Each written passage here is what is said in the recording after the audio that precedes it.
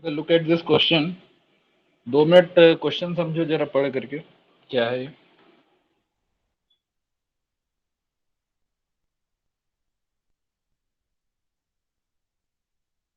Solution मत start करना, question समझो बस। आवाज क्लियर है मेरी?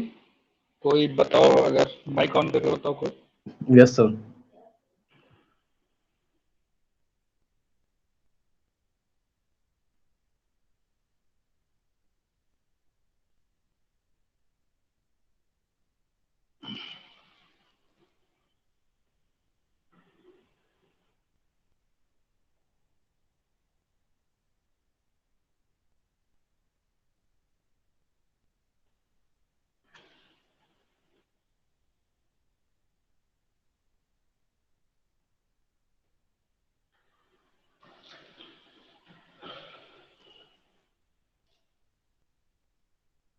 तो क्वेश्चन आपका कह रहा है कि bar of steel is 60 mm into 60 mm in section and 180 mm long. मतलब एक ये क्यूबॉइड है जिसका हाइट आपका 180 mm है और लेंथ और ब्रेड्थ आपको दिया हुआ है 60 mm और 60 mm।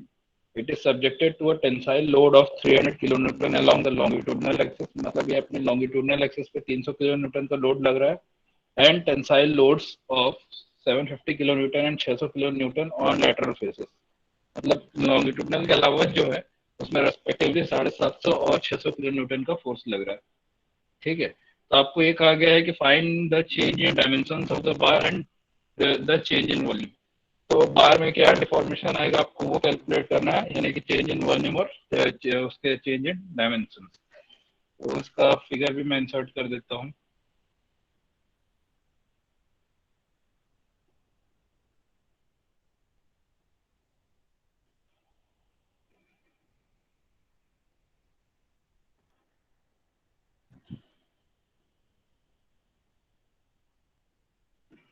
तो क्वेश्चन कुछ इस तरह का दिखेगा आपको।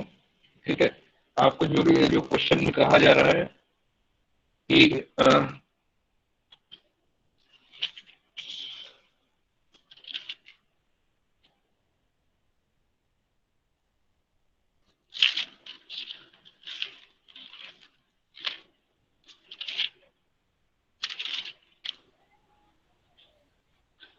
300 किलोमीटर आपके लॉन्गिट्यूडनल एक्सिस पे लग रहा है।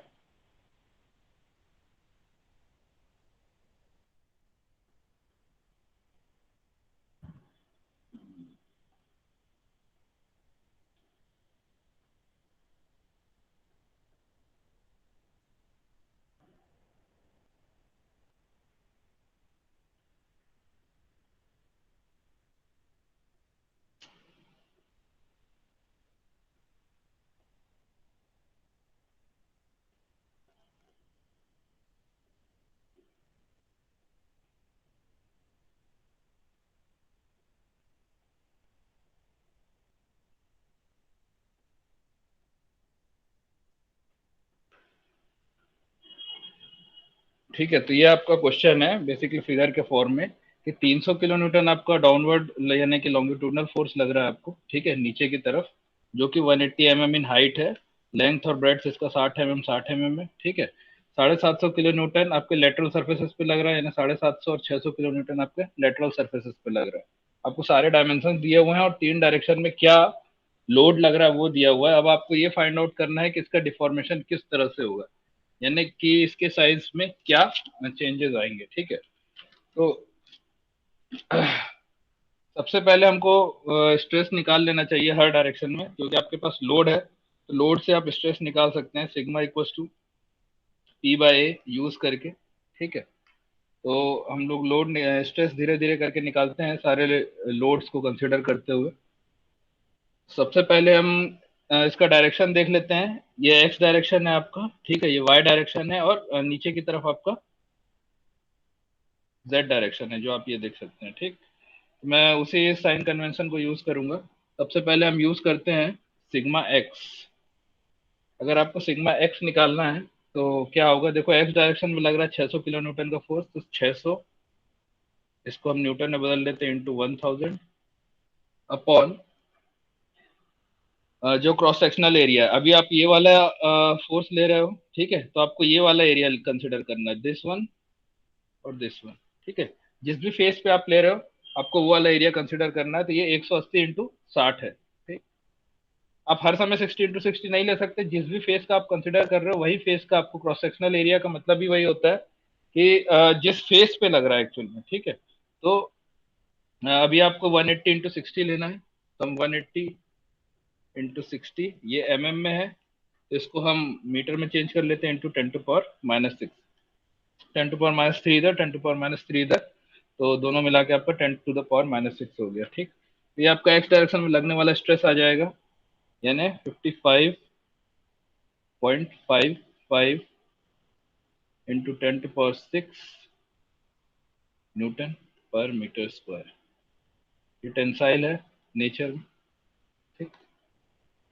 नेक्स्ट हम देखते हैं वाई डायरेक्शन में लगने वाला स्ट्रेस, फिर फोर्स बाय एरिया करते हैं हम, या P by A, load by upon area.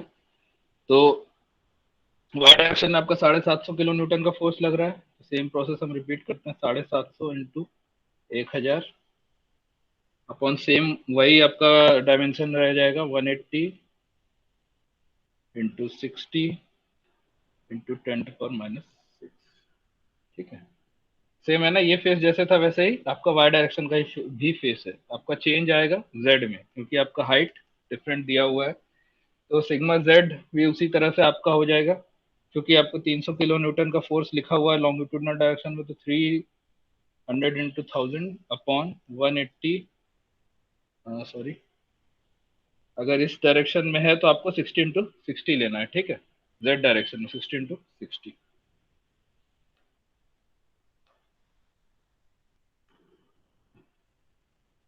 तो आपको 60 इंटू 60 10⁻⁻6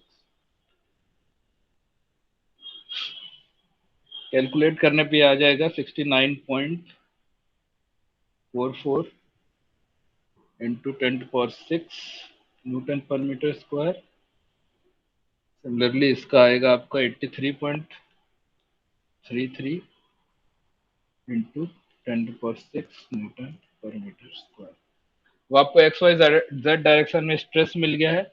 अब आप स्ट्रेन निकाल सकते हैं तीनों डायरेक्शन में। तो स्ट्रेन हम तीनों डायरेक्शन में निकालते हैं, एप्सिलॉन एक्स, एक्स डायरेक्शन का स्ट्रेन हम निकालते हैं। तो जैसा हम डिस्कस कर चुके हैं कि क्यूब के केस में क्या होता है, अगर आपका एक साइड वाला फोर्स, यानी कि अगर सपोज करो हम एक्स डायरेक्शन में ले रहे हैं, तो एक्स डायरेक्शन में 600 किलो न्यूटन का फोर्स इसको एलोंगेशन देगा, ठीक है, क्योंकि टेंसाइल है, ये बढ़ाने की कोशिश करेगा। बाकी लेकिन जो दो ऑपोजिट फेसेस पे हैं फोर्स, जैसे यहाँ पे 750 है, यहाँ पे 300 है, ये दोनों इसको छोटा करने की कोशिश करेंगे। तो जो हम करते थे, हम यहाँ पे पॉइजन रेशियो को यूज करते हैं, ठीक है।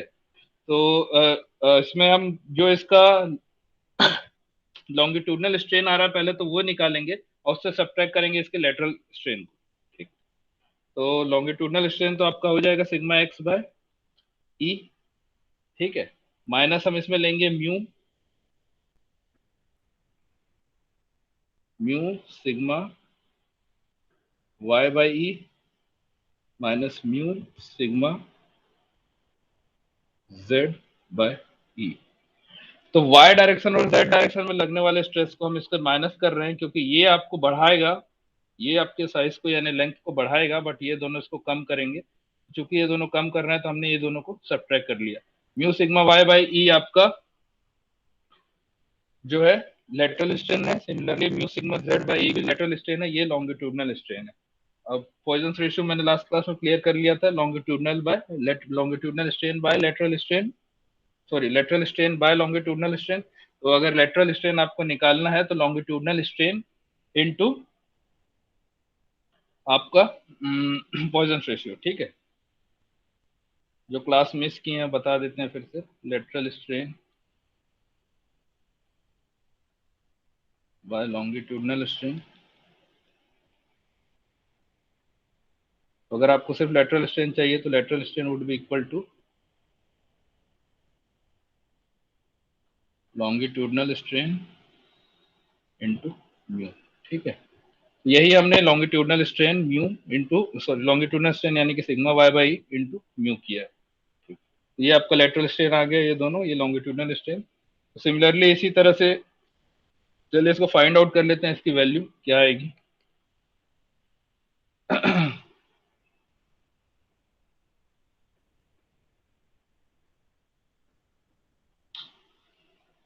और इसमें हम म्यू बाई ई को कॉमन ले सकते हैं, नहीं ले सकते।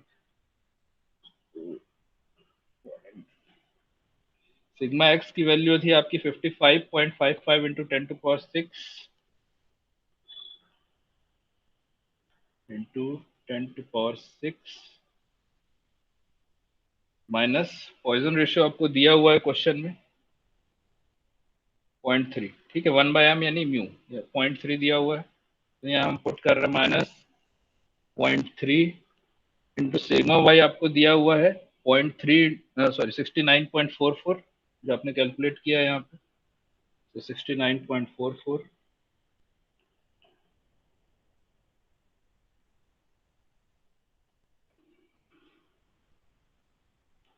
माइनस म्यू सिग्मा जेड, तो 0.3 इंटू सिग्मा जेड आया है आपका 10⁻⁶ minus 0.3 into 83.33 into 10⁶ whole divided by E. आपका ई का वैल्यू क्वेश्चन में दिया हुआ है जो कि है 200 इंटू 10⁹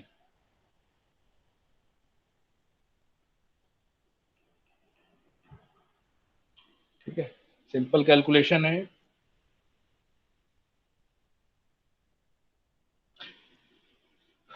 तो इसको कैलकुलेट करने पे आपका एप्सिलॉन एक्स यानी कि सिग्मा एप्सिलॉन एक्स यानी स्ट्रेन एट एक्स डायरेक्शन आएगा 4.85 इंटू 10⁻⁵। ठीक है, सिंपल कैलकुलेशन है, कैलकुलेट कर लेना। अगर किसी का आंसर थोड़ा बहुत वेरी कर रहा है तो चलता है, ज़्यादा वेरी नहीं करना चाहिए, 4 से 5 के बीच में। उसके बाद सेम इसी तरह से हम एप्सिलॉन वाई निकाल लेते हैं। एप्सिलॉन वाई क्या होगा, वाई डायरेक्शन में जो इसका स्ट्रेन है वो तो होगा ही sigma Y by minus mu into sigma X by minus mu into sigma Z by. ठीक है, अभी हम इस फिगर में देखिए वाई डायरेक्शन में निकाल रहे हैं, तो वाई डायरेक्शन में जो 750 या वाई डायरेक्शन में जो आपको सिग्मा वाई लग रहा है वो वाई तो आप करोगे ही, वो पॉजिटिव में रहेगा, बाकी दो की वजह से नेगेटिव में आएगा, यानी सिग्मा एक्स और सिग्मा जेड की वजह से नेगेटिव में आएगा। वही हमने यहाँ पे किया है। ठीक है, sigma Y by minus mu sigma X by E minus mu sigma Z by. अब sigma Y by E sigma Y आपका दिया हुआ है 69.44 into 10⁶ minus 0.3 into sigma X आपका आया हुआ है 55.55 into 10⁶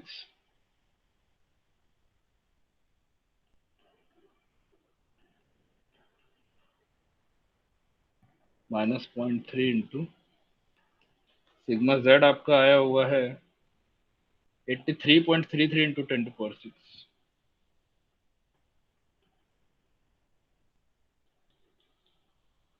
whole divided by 200 into 10⁹ यानी कि ई। तो आपका एप्सिलॉन वाई आ गया है 1.389 इंटू 10⁻⁻⁴। सिमिलरली हम एप्सिलॉन जेड निकाल लेते हैं। एप्सिलॉन जेड आपका सिग्मा जेड बाई ई, जो जेड डायरेक्शन में स्ट्रेस है बाई ई डायरेक्ट कर लिए, minus mu sigma X by minus mu sigma Y by. ठीक है, सिग्मा जेड आपका है 4 point sorry 83.33 into 10⁶ minus 0.3 into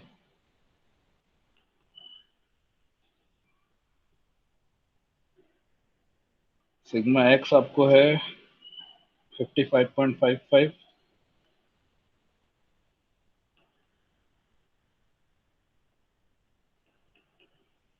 into 10⁶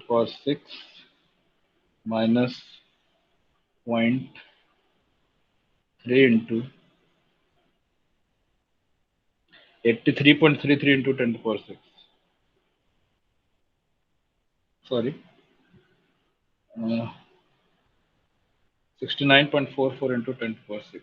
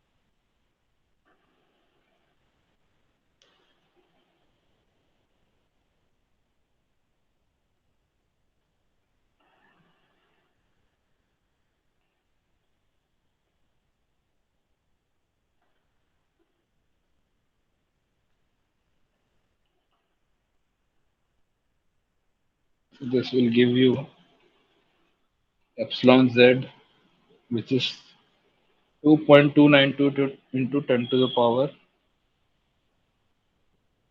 -4. ठीक है, अब आपको एप्सिलॉन एक्स यानी strain in X direction, strain in Y direction और स्ट्रेन इन जेड डायरेक्शन पता चल गया। तो इसके बाद चेंज इन लेंथ आपको निकालने में कोई दिक्कत नहीं है। अब एक्स डायरेक्शन में अगर आपको चेंज इन लेंथ निकालना है तो we all know epsilon X is delta L by L, और delta L change in length in X direction upon L. So delta L X direction में निकाल लेते हैं change in length in X direction, which will be equal to epsilon X into length, जो X direction में आपको length दी हुई है। Epsilon x आपका आया है 4.85 इंटू 10 to the power -5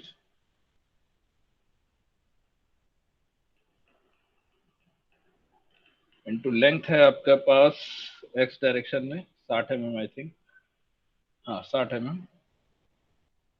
तो change in length in X direction आपका इसको कैलकुलेट करने के बाद आ जाएगा, जो कि आएगा near about 0.003 mm।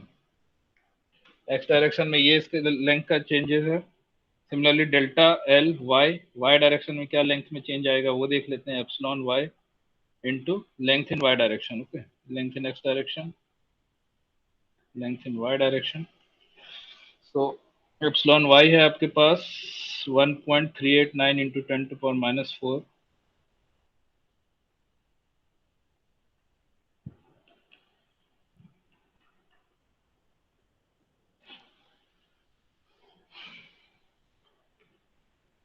Length in Y direction भी 60 है। So this will give you in millimeters, क्योंकि हमने ये 60 मिलीमीटर में लिया है इसलिए आपका आंसर मिलीमीटर में ही आएगा। तो it will come near about 0.008 mm, ठीक है। Similarly change in length in Z direction,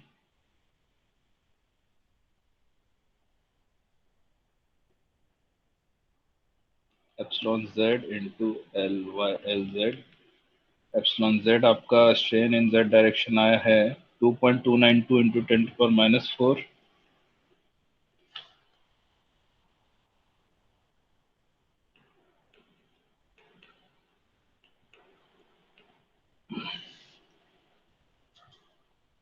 2.292 into 10 to the power -4 into Z direction में आपको हाइट दिया हुआ है 180 mm। So this will give you answer in near about 0.04 mm, ठीक है। तो आपको हर डायरेक्शन में जो चेंज इन लेंथ आ रहा है, यानी कि एलोंगेशन इन एवरी डायरेक्शन आपको पता चल गया, एलोंगेशन इन एक्स डायरेक्शन, एलोंगेशन इन वाई डायरेक्शन, एलोंगेशन इन जेड डायरेक्शन। अब आपको निकालना है कि चेंज इन वॉल्यूम क्या है। Next we try to find out how much is change in volume.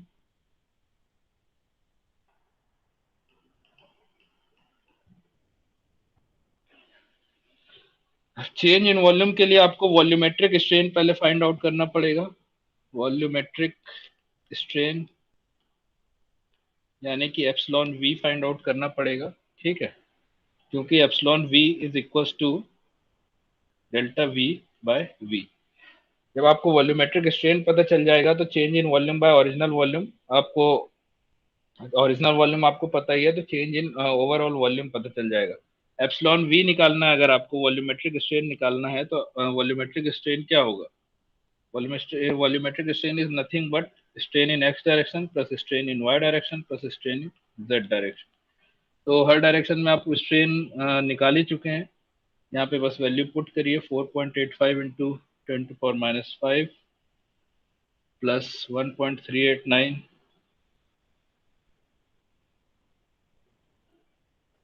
Into 10⁻⁴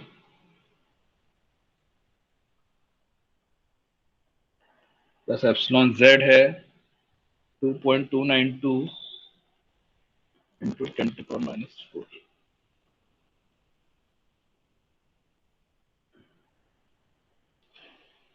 So this will come about 4.166 into 10⁻⁴।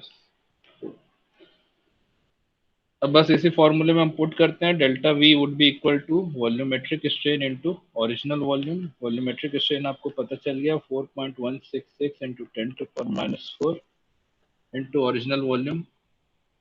कुछ नहीं है, आपको तीनों को मल्टीप्लाई करना है, 60 इंटू 180, ठीक है। ये वॉल्यूम आपका मिलीमीटर स्क्वायर में है, तो चेंज इन वॉल्यूम भी आपका मिलीमीटर स्क्वायर में आएगा, मिलीमीटर क्यूब में है। तो क्योंकि ये आपका मिलीमीटर क्यूब में है,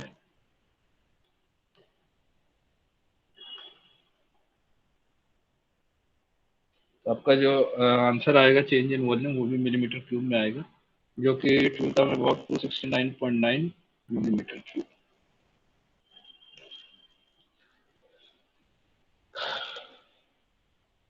किसी को कोई डाउट है इस क्वेश्चन में तो पूछ लीजिए। धीरे धीरे स्क्रॉल करता जाता हूँ, किसी स्टेप पे अगर आपको डाउट है तो बताइएगा। हमने तीनों स्ट्रेस निकाला तीनों डायरेक्शन में, जो कि पी बाई ए था, इसमें कुछ भी नहीं है, ठीक है। उसके बाद हमने स्ट्रेन निकाला तीनों डायरेक्शन में, जो कि सिंपल सा formula, longitudinal strain minus lateral strain minus lateral strain, ठीक। इस तरह से हमने तीनों डायरेक्शन में स्ट्रेन निकाला है। उसके बाद स्ट्रेन निकलने के बाद हम डेल्टा एल बाय एल करके हर डायरेक्शन में चेंज इन लेंथ या एलोंगेशन इन लेंथ कैलकुलेट किए हैं, एक्स डायरेक्शन, वाई डायरेक्शन और जेड डायरेक्शन में। उसके बाद हमने चेंज इन वॉल्यूम निकाला है, कैसे? पहले वॉल्यूमेट्रिक स्ट्रेन फाइंड आउट किया है, जो कि एक्स वाई जेड में आपको स्ट्रेन पता ही है, तीनों को प्लस कर दोगे तो ओवरऑल यानी कि वॉल्यूमेट्रिक स्ट्रेन पता चल जाएगा। वॉल्यूमेट्रिक स्ट्रेन पता चल गया तो volumetric strain is change in volume upon original volume. So change in volume आपको निकालना है, तो volumetric strain into original volume किया तो आपको चेंज इन वॉल्यूम आ गया। क्लियर है? Yes sir. चलिए नेक्स्ट नेक्स्ट क्वेश्चन की ओर बढ़ते हैं फिर।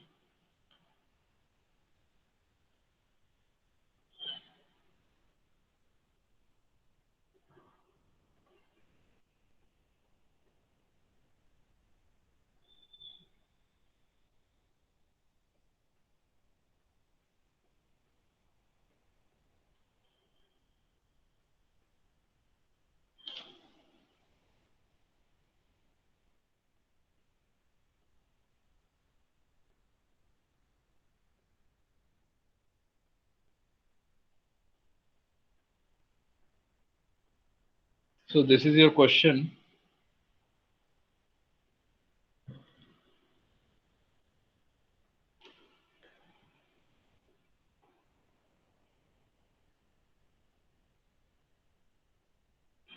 पढ़िए क्वेश्चन क्या है, 2 मिनट क्वेश्चन पढ़ के समझने की कोशिश करो, फिर मैं फिगर इंसर्ट, अच्छा फिगर भी मैं इंसर्ट कर ही देता हूँ, उसके बाद समझने की कोशिश करना कि क्वेश्चन है क्या।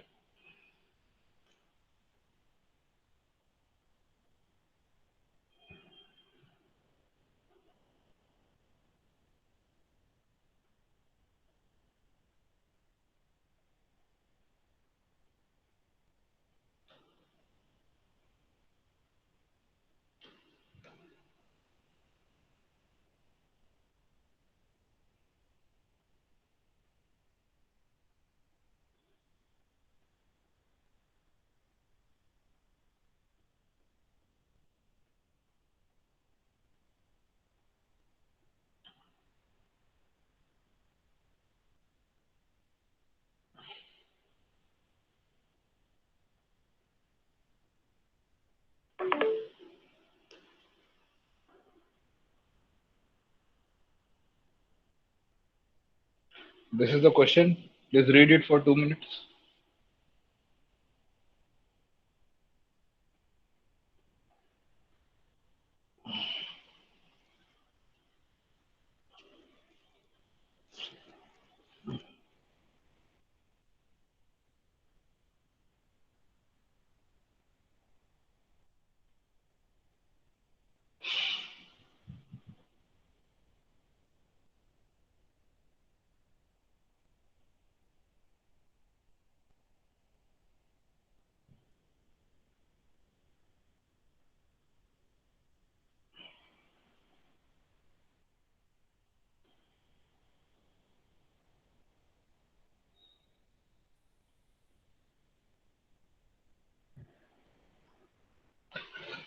So let's see what is the question. A concrete column of cross-sectional area 400 mm into 400 mm is reinforced by four longitudinal 50 mm diameter round steel bars placed at each corner. If the column carries a compressive load of 300 kilonewton, determine loads carried, compressive stress produced in the concrete at the end the steel bar.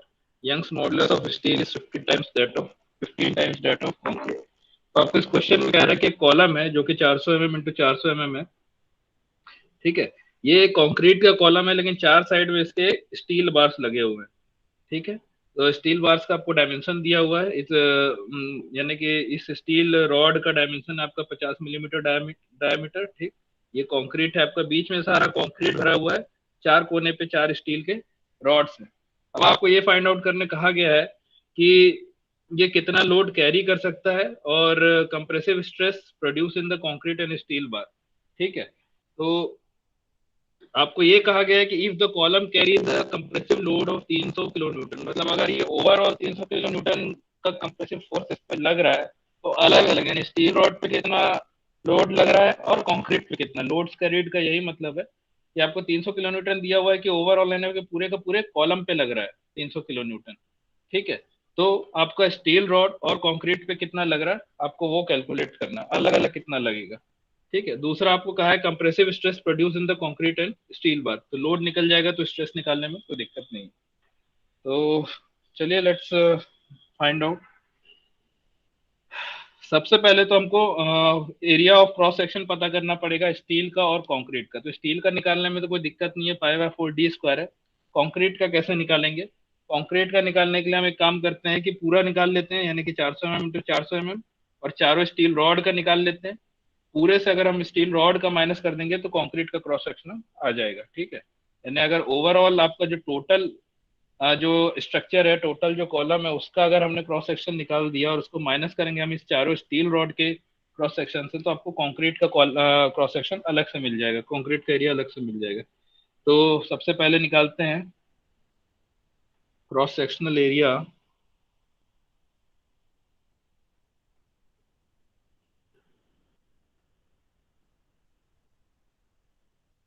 Of the column,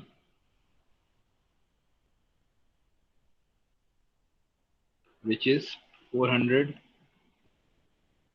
into 400 into 10 to the power minus 6 meter square, which is equal to 0.16 meter square. Cross sectional area of steel rods, steel bars.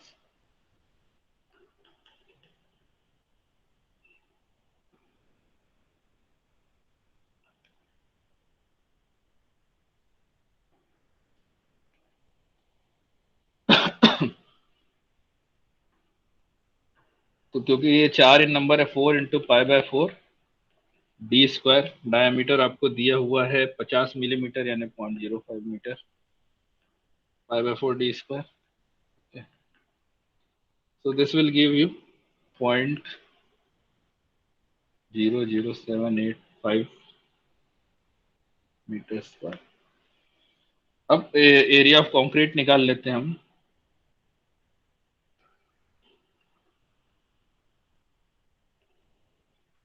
Which will be equal to cross sectional area of जो column है, column या हम इसको, चलो column क्या इसको छोड़ो, कुछ लिखना जरूरी नहीं। तो कॉलम है उससे माइनस करना है आपको स्टील रॉड का, तो 0.16 माइनस 0.00785 लिखेंगे, 0.16 minus 0.00785, which will be equal to 0.1521। तो आपको अब तीनों चीज का क्रॉस सेक्शनल एरिया पता है, जो ओवरऑल स्ट्रक्चर है उसका आपको क्रॉस सेक्शनल एरिया पता है, आपको स्टील रॉड्स का क्रॉस सेक्शनल एरिया पता है, आपको कंक्रीट का क्रॉस सेक्शनल एरिया पता है। ठीक। नाउ अब दूसरी चीज हम ये जानते हैं, क्योंकि ये एक पूरा का पूरा स्ट्रक्चर ही है, तो जो भी एलोंगेशन या, क्योंकि कंप्रेशन है तो एलोंगेशन नहीं होगा इसमें, या जो भी डिफॉर्मेशन हो रहा है या कॉन्ट्रैक्शन हो रहा है, जितना भी ये कम ज्यादा बढ़ेगा, दोनों साथ में ही बढ़ेंगे, है ना। अलग अलग तो ये बढ़ नहीं सकता कि आपका कंक्रीट छोटा हो गया और स्टील बार अलग से निकल के आ गया, या स्टील बार नीचे चला गया कंक्रीट वहीं का वहीं। जो भी बढ़ेगा घटेगा वो दोनों साथ में, यानी कि कंक्रीट और स्टील दोनों साथ में ही नीचे जाएंगे, दोनों साथ में ही ऊपर आएंगे, जो भी होगा। अगर ये बढ़ रहा है तो दोनों साथ में ही ऊपर की तरफ बढ़ेंगे, या दोनों साथ में ही नीचे की तरफ दबेंगे। ठीक है, अलग अलग नहीं होगा, क्योंकि ये कॉम्पैक्ट है, एक साथ बंधा हुआ है। तो इससे हमको ये पता चलता है कि strain in steel is equal to strain in concrete. ठीक है, क्योंकि दोनों का चेंज इन लेंथ आपका बराबर ही आएगा, तो दोनों का स्ट्रेन भी बराबर ही आएगा, यानी कि strain in steel is equal to strain in concrete. So strain in steel आपको पता है, stress in steel upon Young's modulus of steel into strain in concrete, sorry stress in concrete upon Young's modulus of concrete. Okay, और इसको आप लिख सकते हैं sigma S equals to sigma C into E S by E C. Okay, उसके बाद आपको question में लिखा हुआ है, लास्ट लाइन पढ़िए, Young's modulus of elasticity of steel is 15 times that of concrete. मतलब E of S is 15 into E of C. ठीक, यानी कि E of S upon E of C दिया हुआ है आपको 15। So let's write it here, E S upon E C आपका 15 आ जाएगा, नहीं it will come 15 sigma C. तो फाइनली आपको एक रिलेशन मिल गया, sigma S is equal to 15 sigma C. ठीक है,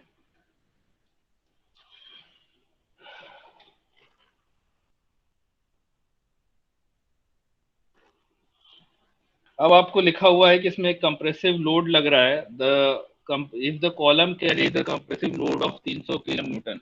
इसमें एक 300 किलो न्यूटन का लोड लग रहा है। ठीक है, तो हम उसको देख लेते हैं।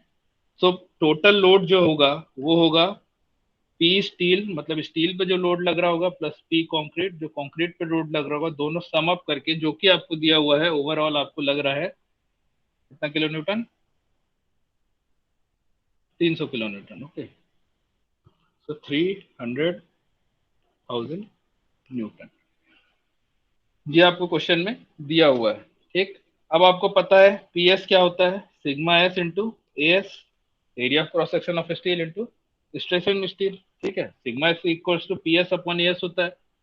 ठीक है, अगर आपको पी एस के फॉर्म में चाहिए, sigma S into A S हो जाएगा। वैसे ही आपका पीसी हो गया सिग्मा सी इंटू ए सी, जो कि आपको दिया हुआ है 300,000 न्यूटन। आपको पता है सिग्मा एस आया 15 सिग्मा सी, तो 15 sigma C into A S आपने कैलकुलेट किया, area of cross section of steel 0.00785,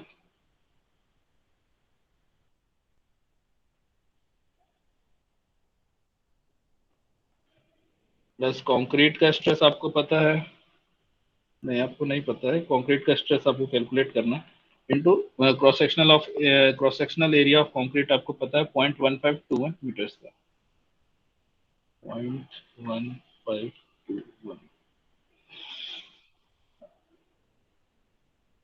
हाँ, ठीक है, ये टोटल आपका 300,000।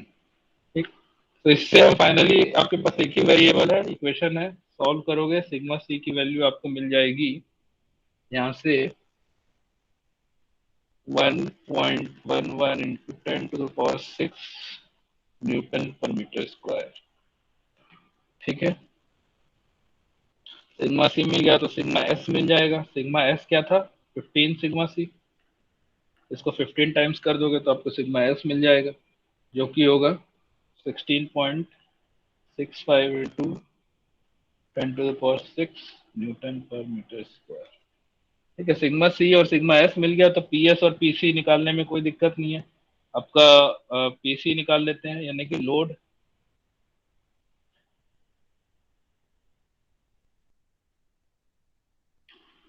अब ज्वाइन कर रहे हैं आप। अच्छा, तो लोड एट सी निकालना है आपको। सिग्मा सी आपको पता ही है, यानी सिग्मा सी इंटू ए सी करोगे तो आपको लोड एट सी निकल जाएगा। सिग्मा सी आपको 1.11 इंटू 10⁶ है। Cross section of A C concrete का 0.1521 है। 0.1521। So this will give you total load at concrete, which will be equal to around 169 kilonewton. Similarly P S यानी कि लोड एट स्टील बार निकालना है तो sigma S into S 16.65 into 10⁶। Steel का cross sectional area हमने calculate किया है, जो कि है 0.00785। 0.00785। So this will give you around 131 kilonewton। ठीक है, तो इसमें कहीं डाउट? मैं स्क्रॉल कर रहा हूँ, कहीं जहाँ जिस स्टेप में डाउट होगा रोक लेना मुझे। क्वेश्चन आपका था एक कॉलम है जिसमें आपका कंक्रीट और स्टील दोनों दिया हुआ है। ठीक है, 4 स्टील के रॉड हैं और कंक्रीट है, दोनों का अलग अलग आपका यंग्स मॉडुलस है। तो आपको फाइंड आउट करना था कि ये स्टील रॉड्स पे कितना लोड लग रहा है, कंक्रीट पे कितना लोड लग रहा है, स्टील रॉड्स पे कितना स्टील लग रहा है, स्ट्रेस लग रहा है, और कंक्रीट पे कितना स्ट्रेस लग रहा है। तो हमने क्या किया, पहले तो हमने कंक्रीट का जो कंक्रीट का एरिया ऑफ क्रॉस सेक्शन है वो निकाला। कैसे? टोटल का area of cross section minus steel का एरिया ऑफ क्रॉस सेक्शन। ठीक है, वो आपका कंक्रीट का हो जाएगा, तो टोटल ओवरऑल निकाला जो कि 0.16 आया। उसके बाद हमने स्टील रॉड का निकाला जो कि 0.00785 आया। तो एरिया ऑफ कंक्रीट हमको निकालना है। तो इससे इसको माइनस कर देंगे, यानी कि ओवरऑल से हम अगर स्टील का माइनस कर देंगे तो आपको कंक्रीट का क्रॉस सेक्शनल एरिया निकल गया। दूसरा, हमको पता है कि ये दोनों का दोनों स्ट्रक्चर एक साथ ऊपर आएगा, यानी स्टील अगर बढ़ रहा है तो कंक्रीट भी बढ़ेगा। तो जो भी चेंज इन लेंथ आपका होगा वो दोनों का कॉमन होगा, यानी कि दोनों का स्ट्रेन कॉमन होगा। तो इससे आपको ये पता चला कि strain in steel would be equal to strain in concrete. फिर हमने वही फॉर्मूला लगाया, sigma S by S equal to sigma C by C. अब उससे आपको रिलेशन मिल गया, E S sigma S equal to 15 sigma सी।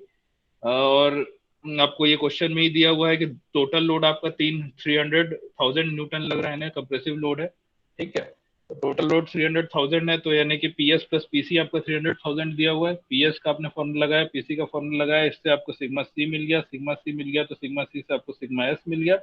उसके बाद सिग्मा सी से पीसी निकल गया, सिग्मा एस से पीएस निकल गया, यानी लोड इन कंक्रीट निकल गया, लोड इन स्टील निकल गया। ठीक है, चलिए एक लास्ट क्वेश्चन और देख लेते हैं। डाउट नहीं है ना किसी को?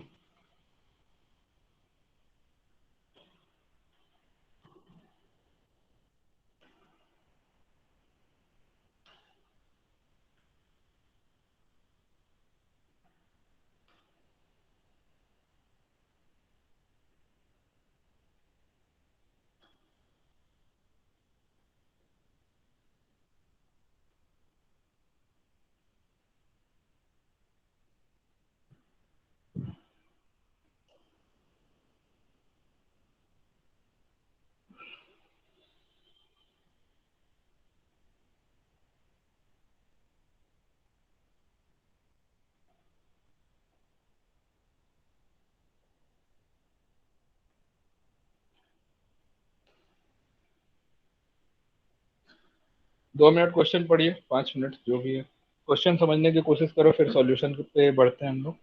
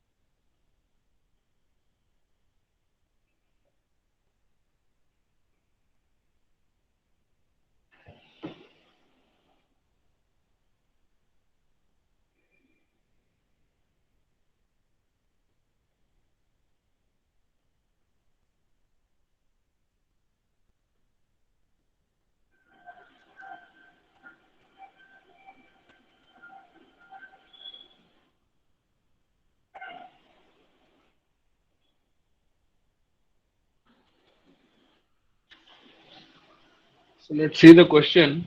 A compound bar consists of a central steel strip 40 mm wide and 5 mm thick.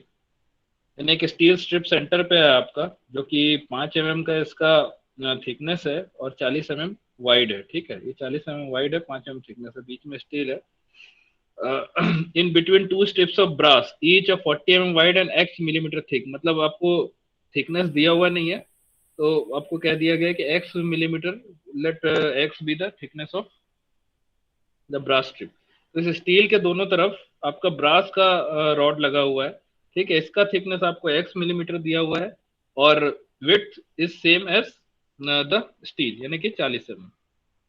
So strips are firmly fixed together to form a compound bar of rectangular section 40 mm wide and 2x plus 5 mm thick। ठीक, तो यानी कि 2x plus 5 mm thick है और 40 mm long है। इनको एकदम इस तरह से जोड़ा गया है कि ये एक स्ट्रक्चर बना रहे हैं। मतलब इसका वही मतलब है कि जैसा जितना स्टील एलोंगेट होगा उतना ही ब्रास एलोंगेट होगा, क्योंकि तीनों साथ में ही बढ़ेंगे या घटेंगे।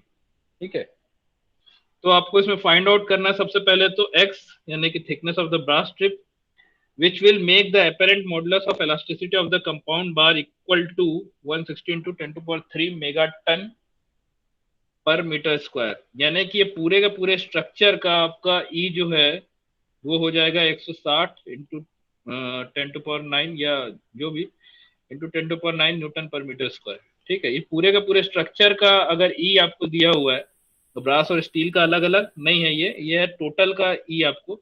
अगर आपको टोटल का ई 160 लाना है, तो आपको इस ब्रास का थिकनेस फाइंड आउट करना होगा। ठीक है, ये पहली चीज पूछी गई है। दूसरी चीज पूछी गई है, the maximum axial pull the bar can carry if the stress is not to exceed 160 meganewton per meter square in either the brass or the steel।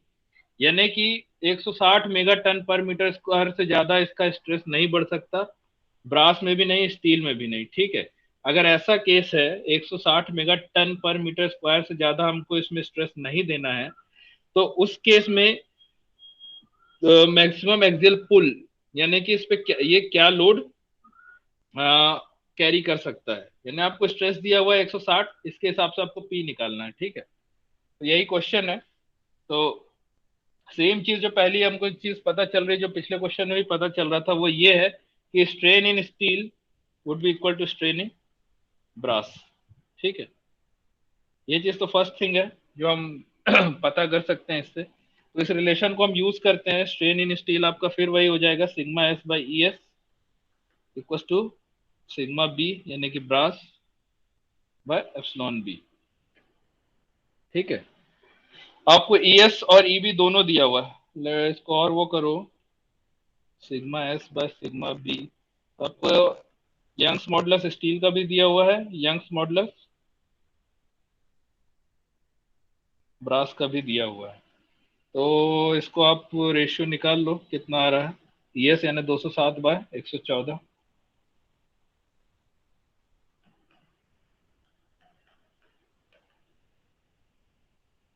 it will come around 1.816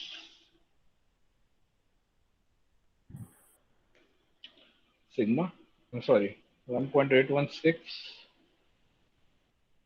तो इसको और आप आगे लिखोगे तो ये पता चलता है कि sigma S equal to 1.816 sigma B. यानी स्टील का जो स्ट्रेस है वो इससे 1.816 गुना ज्यादा है। ठीक है, अब हम कैलकुलेट करते हैं कि टोटल लोड क्या आएगा दोनों में मिला करके। ठीक, तो पी टोटल लोड जो होगा वो आपका लोड होगा P of steel plus P of brass, right. P of steel आप कैलकुलेट कर सकते हो कैसे, area of cross section of the steel into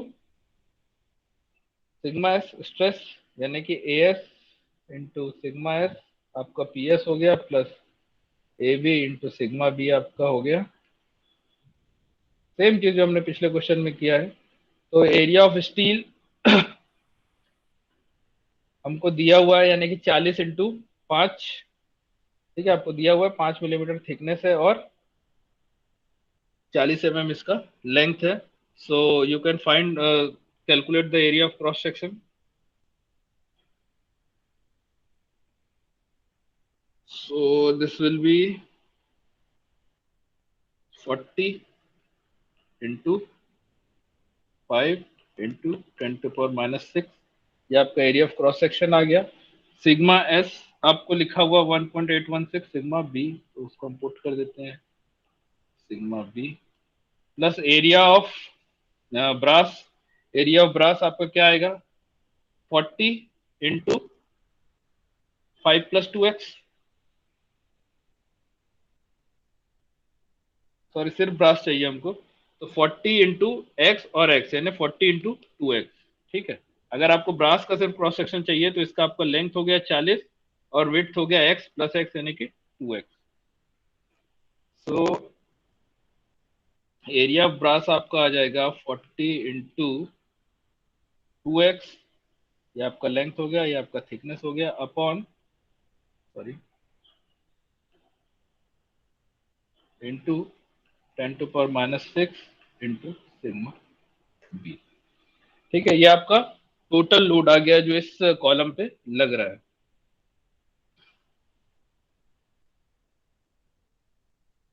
इसको आप आगे कैलकुलेट करोगे तो सिग्मा बी के टर्म्स में आपको टोटल लोड मिल जाएगा, sigma B into 363.2 plus 80x into 10 to power -6 newton. Okay, तो ये आपको टोटल लोड मिल गया।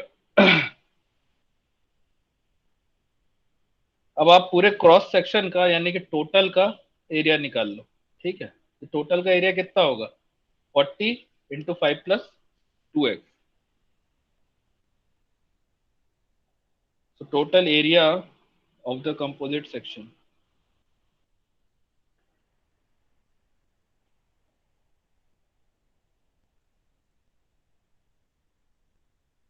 let it be a, हो जाएगा 40 इंटू 5 + 2x whole into 10 to power -6।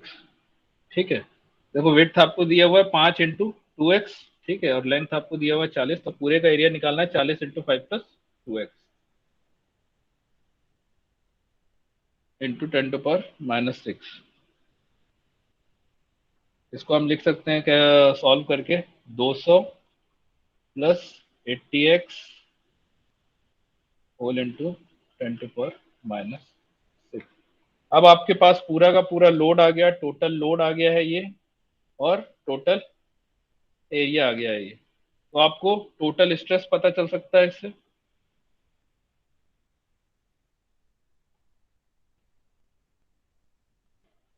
P/A करके। ठीक है,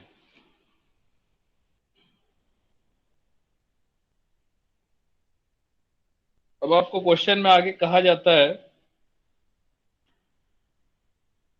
द थिकनेस आपको निकालना, thickness of the brass strip which will make the apparent modulus of elasticity of the compound bar equal to 160 into 10 to power 3 mega newton per metre square. मतलब आपको total E of composite section, ये ना तो steel का है ना तो brass का है, दोनों को मिला करके ई ऑफ कंपोजिट सेक्शन दिया हुआ है 160 into 10 to power 3 mega newton per metre square.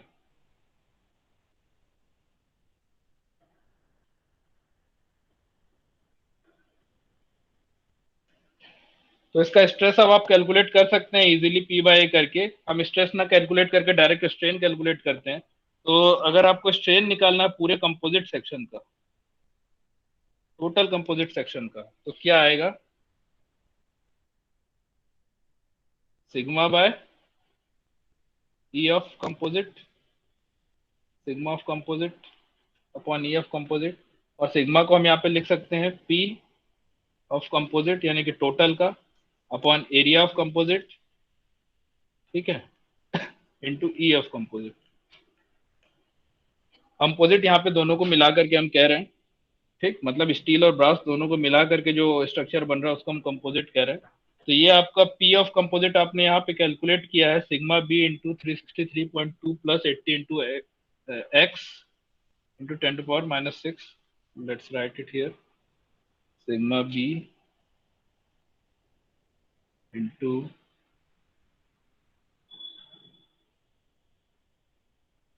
363.2 plus 80x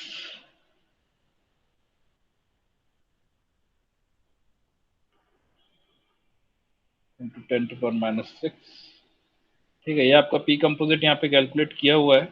ठीक, उसी को हमने लिखा है। एरिया ऑफ कंपोजिट आपने कैलकुलेट किया 200 plus 80x into 10⁻⁶ into E of composite आपको क्वेश्चन में दिया हुआ है। दोनों को मिला करके ई आपको चाहिए 160 इंटू 10⁻³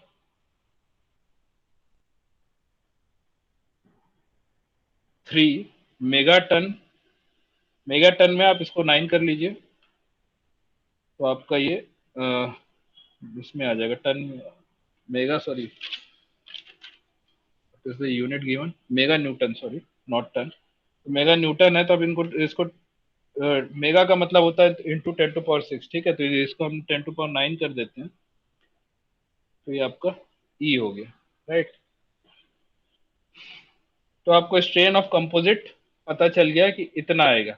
अब यही स्ट्रेन, जो स्ट्रेन ऑफ कंपोजिट है, वही होगा आपका स्ट्रेन ऑफ स्टील, वही होगा आपका स्ट्रेन ऑफ ब्रास, है ना। क्यों? क्योंकि ये टोटल जैसा बढ़ेगा वैसे ही ब्रास बढ़ेगा, वैसा ही स्टील बढ़ेगा। इसका सीधा सा मतलब है कि पूरा का टोटल कंपोजिट का जो स्ट्रेन है वही ब्रास का स्ट्रेन है, वही आपका स्टील का स्ट्रेन है, राइट। तो हम ये लेते हैं एप्सिलॉन ऑफ कंपोजिट, इसकी इक्वेट करते हैं epsilon of brass. Epsilon of composite आपको पता है sigma of B into 363.2 plus 80x into 10⁻⁶ I think upon 200 plus 80x into 10⁻⁶ into 160 into 10⁹ ठीक है, equal to epsilon of brass, मतलब स्ट्रेस एट ब्रास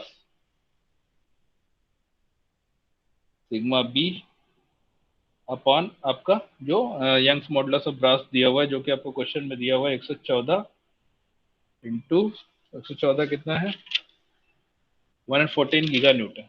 ओके, तो मैंने यहाँ पे गीगा न्यूटन में, तो चलो इसको भी हम न्यूटन में कन्वर्ट कर लेते हैं। 114 इंटू 10⁻⁹। सो अब कुछ नहीं है, आपके पास एक ही अननोन है सिग्मा बी, बाकी सारी वैल्यूज है। तो इस इक्वेशन को यूज करके आपको सिग्मा बी की वैल्यू पता चल जाएगी, जो कि, अच्छा सॉरी, एक्स भी है। आपके पास दो अननोन है सिग्मा बी और X, but sigma B cancel हो जाएगा। तो इस इक्वेशन से आपका सिग्मा बी कैंसिल हो जाएगा, left hand side and right hand side. अब आपके पास सिर्फ एक्स बच गया है, बाकी चीजें अब को दी हुई हैं, तो सिर्फ एक्स है, आपको कैलकुलेशन सॉल्व करना है। तो X would be equal to 2.55 millimetre. अब आपको वेट ऑफ ब्रास पता चल गया है। ठीक है, यही आपका पहला पॉइंट था, फाइंड आउट करना कि आपको थिकनेस ऑफ द ब्रास पता करना था। इसको एक बार हम रिवाइज कर लेते हैं फिर से क्या क्या किए। सबसे पहली चीज हमको पता है epsilon S equal to epsilon B, तो उससे हमने इक्वेट करके सिग्मा एस और सिग्मा बी में एक रिलेशन निकाल लिया, जो कि आपको ये आया। उसके बाद आपको टोटल लोड फाइंड आउट करना है, जो कि इस बार पे लग रहा है। तो टोटल लोड हमने सिग्मा बी के टर्म्स में फाइंड आउट कर लिया, क्योंकि सिग्मा एस आपको सिग्मा बी के टर्म्स में दिया हुआ है, तो टोटल आप करेंगे तो ये सिग्मा बी के टर्म्स में आ जाएगा। तो टोटल क्रॉस सेक्शन आप कंपोजिट का कैलकुलेट कर ही सकते हैं, सारा डायमेंशन आपको दिया हुआ है, तो टोटल क्रॉस सेक्शन भी आपका आ गया। ठीक है, एक्स के टर्म्स में। उसके बाद ई कंपोजिट आपको दिया हुआ है। तो अब इसके बाद हमको सीधी सी बात है स्ट्रेन ऑफ कंपोजिट पता चल जाएगा। सिग्मा कंपोजिट यानी कि स्ट्रेस बाय यंग्स मॉडुलस करके, स्ट्रेस बाय यंग्स मॉडुलस आपका आगे आप सिंप्लीफाई करोगे तो P of composite upon A of composite into E of composite, ये तीनों चीज हमने उन्हें ऊपर कैलकुलेट किया, तीनों को हमने पुट किया। उसके बाद हमको पता है जो एप्सिलॉन ऑफ कंपोजिट होगा वही एप्सिलॉन ऑफ ब्रास होगा, तो हमने एप्सिलॉन ऑफ ब्रास को भी सिग्मा बी के टर्म्स में लिख दिया। Sigma be left hand side और राइट हैंड साइड कैंसिल हो गया और आपके पास बच गया सिर्फ एक्स निकालने को, जो कि इजीली फाइंड आउट हो जाएगा कैलकुलेटर की मदद से। तो it will come to be around X equal to 2.55 mm। ठीक है। अब दूसरा आपको कहा जाता है कि निकालिए maximum axial pull the bar can carry if the stress is not to exceed 160 mega newton per metre square in either the brass और स्टील। ठीक है, यानी कि ना तो ब्रास में ना तो स्टील में आपका जो स्ट्रेस है 160 के ऊपर नहीं जाना चाहिए। अब देखो इसमें जो देखने वाली बात यह है कि स्ट्रेस, जो स्टील का स्ट्रेस है वो ब्रास के स्ट्रेस से ज्यादा है, 1 पॉइंट यानी लगभग दुगना है। ठीक है, अगर स्टील का स्ट्रेस ब्रास के स्ट्रेस से दुगना है तो ब्रास का ही अगर 160 हो जाएगा तो स्टील का तो 160 के प्लस जाना ही जाना है कि नहीं। मतलब आपको कहा गया है कि 160 से ज्यादा क्रॉस कर ही नहीं सकता है, 160 mega newton per metre square से ज्यादा कर ही नहीं सकता है। तो अगर मैंने ये मान लिया कि ब्रास का 160 है तो आपको सिग्मा एस जो है यानी कि स्ट्रेस ऑफ स्टील जो है वो सीधी सी बात है 160 से आगे निकल जाएगा।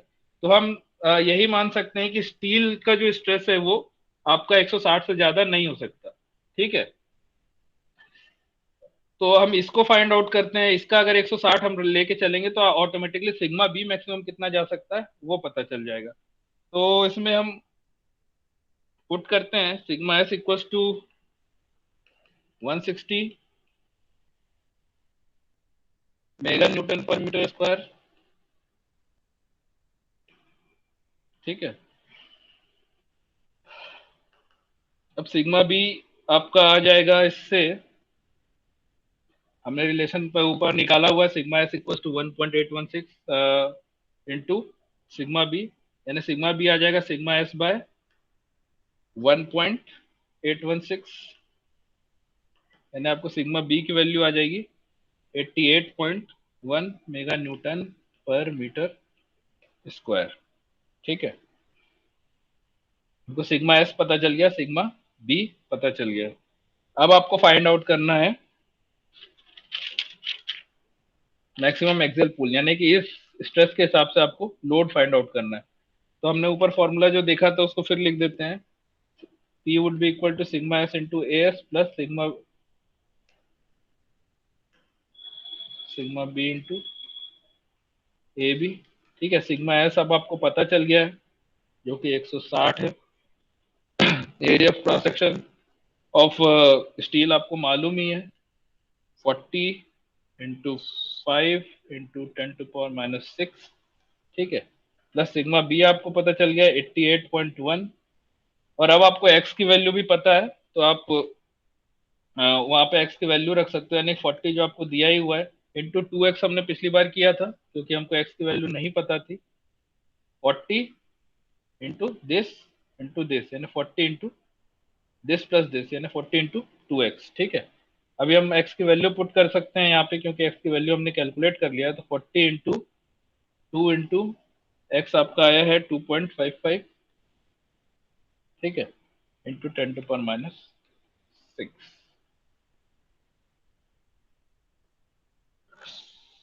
तो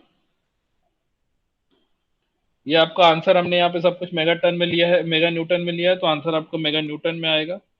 अगर कंफ्यूजन होता है ऐसा यूनिट में तो आप हर चीज को न्यूटन और मीटर में मतलब एमटीएफ सिस्टम में लेके चलो। ठीक है, सारी चीजों को ऐसा यूनिट में रखो तो दिक्कत नहीं होगा। अगर कंफ्यूजन नहीं होता है तो आप अपने हिसाब से जहाँ जो चाहे यूनिट रखो, लेकिन आंसर आपका सही यूनिट में आना चाहिए। ठीक है, तो यहाँ पे चूंकि हमने सिग्मा एस और सिग्मा बी मेगा न्यूटन में लिया है तो यहाँ पे आपका आंसर आएगा मेगा न्यूटन में, जो कि होगा 0.0499। ओके, और मेगा न्यूटन, और इसको अगर मैं और सिंप्लीफाई करूं तो 49.9 kilo Newton.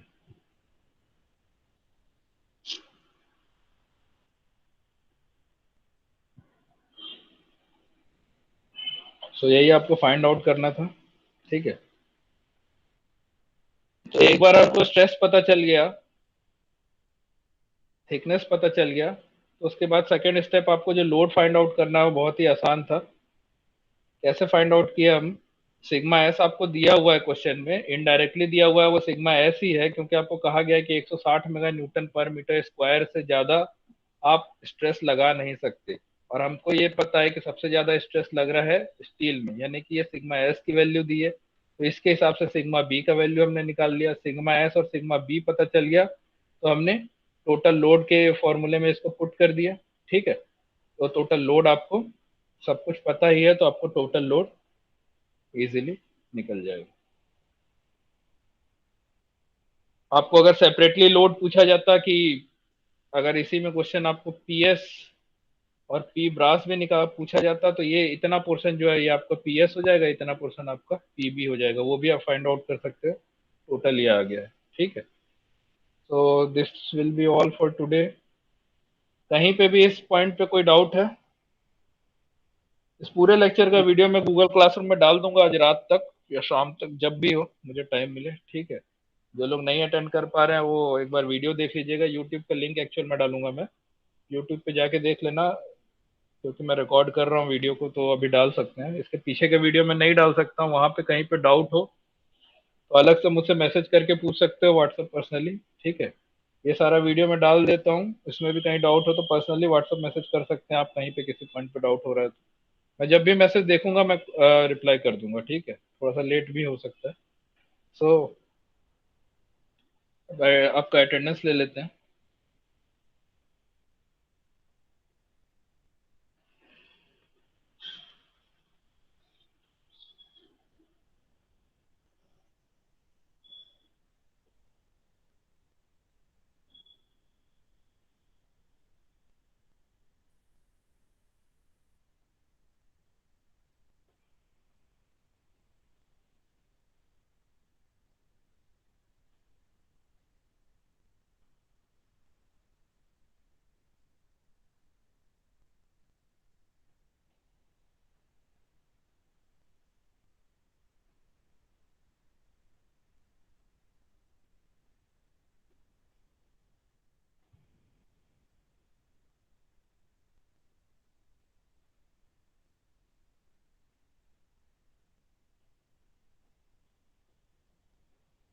Please mark your attendance.